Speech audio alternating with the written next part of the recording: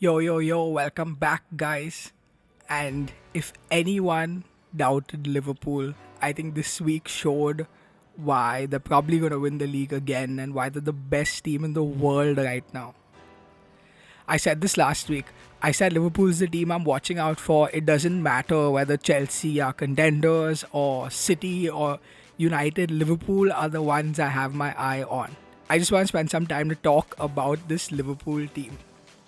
We just saw a third of the season where Liverpool is arguably at their worst.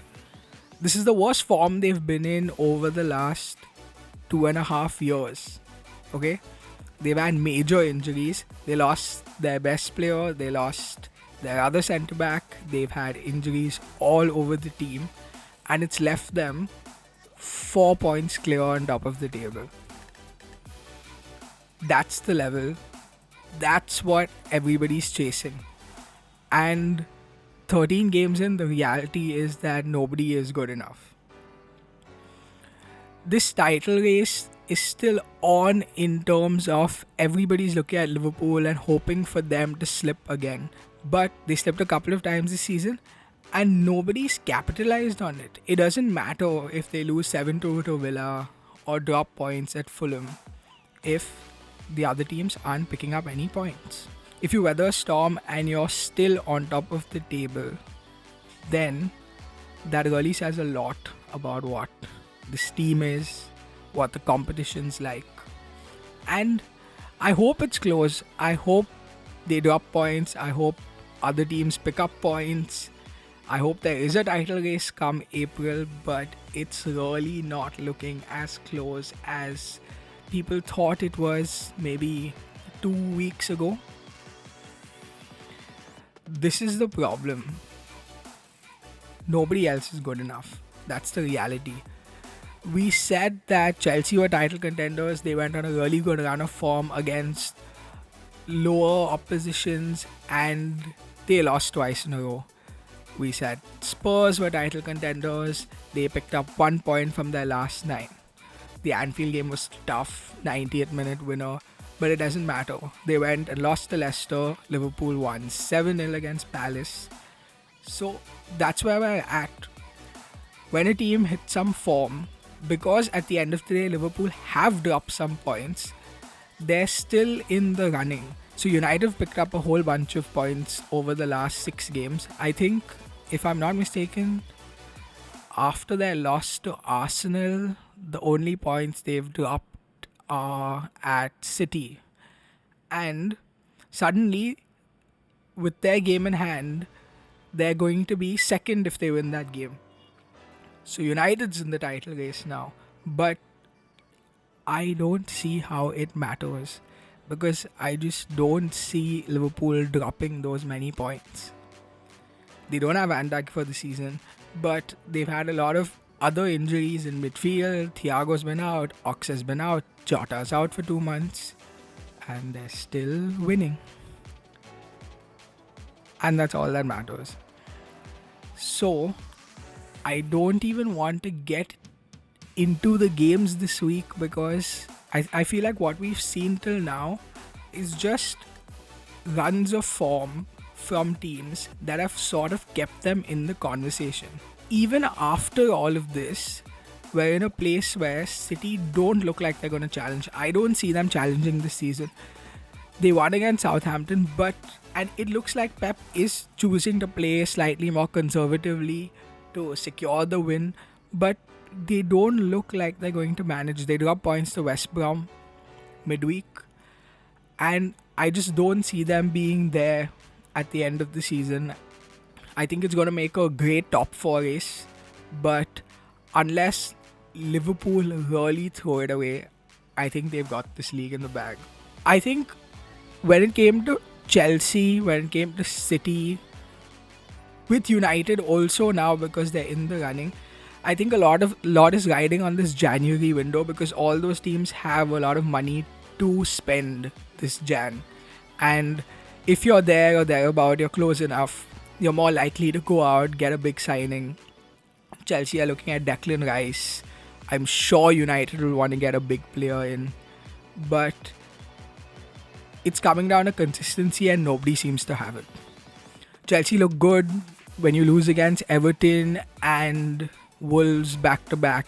You're suddenly, so they're 9 points off now. They play tonight, which is after I record this video. But if for some reason they don't win tonight, then they're 9 points off the top. United have their game in hand. If they win their game in hand, they're 2 points off the top. If they can, so right now, from a neutral point of view, United are the ones that we want to keep this title race on. Until last weekend, it was Tottenham. Now they're 6 points behind. If United win the same amount as Liverpool, I think they play Liverpool in Jan or maybe the end of December, one of the two. Then if they beat Liverpool, they get something out of that game. You've got another close race there. But it's all so up in the air. It's all so random when it comes to everyone else. And we're 13 games in, so we've played a third of the season. So it's not like it's too early to make certain judgments based on what you're seeing. And what you're seeing is teams able to put together a run but not be consistent enough. The reality is the league's going to be crazy this year, like I said last time, because you had 5 difficult teams, which were the top 6, and you're one of them. And so that was 10 games in a season that you knew were difficult. Now you have to add Leicester, Villa, Southampton. Leeds can be tough. Everton. So you're talking about maybe 10 teams that can cause you trouble. That's 20 games. That's more than half a season of tough fixtures. And that's the difference, that you're not just seeing teams show up and have an off day and drop points. You're seeing teams putting in really good performances and losing to sides that are better than them on the day. That's what happened with Everton against Chelsea. That's what happened against Leicester with Tottenham. And that's just how it's going to go this season. I'm going to do a couple of more in-depth videos since we've reached that third of the season mark, and sort of go into all these teams and look at where the problems lie, where they're going to be looking at improvements. But as of now, Liverpool, I mean, it's early to say they're running away with it, but they don't look like they're not going to. It looks very possible. I won't be surprised if in 2 months they're 9 points clear. But I hope that isn't the case. And really it is testament to Klopp's work, because if your worst spell of form leaves you 4 points clear at the top of the Premier League, which is the toughest league in the world, that really shows how good you are as a team. I think what it's going to come down to for them is prioritizing competitions, because they don't have a big enough squad to do everything with injuries. So they're already out of the Carabao Cup, which is good for them. Is he going to go for an FA Cup win since he hasn't won it? Are they going to really invest in the Champions League? They've got a tough game against Leipzig. Let me put it this way. If they lose to Leipzig in the round of 16, I think Liverpool's winning the league for sure, because all their eggs are in that basket, and then they're just going to push for that. So I think that's another thing to consider. I feel like they might give less importance to the other competitions, and you're going to have your other top teams really playing for them.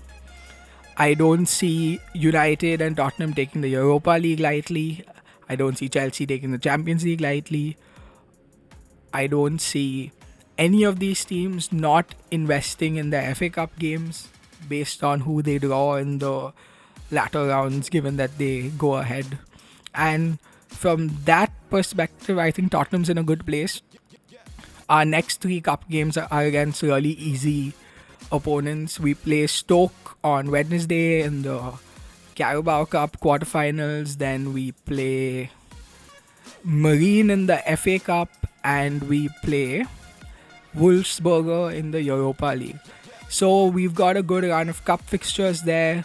For me, my expectation at the start of the season was top 4 and a cup. I think that's realistic. I think we can do it.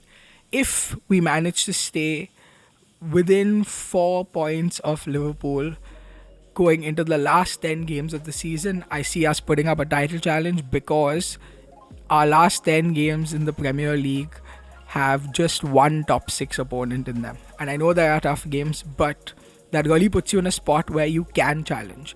But at the end of the day, I think it's Liverpool's league to lose, and they're showing why they're the best team in the world. Like I said, I'm going to do a couple of more in-depth videos, go into each team based on their form and how they've been over the last 13 games. So look out for those, and I'll see you in the next one.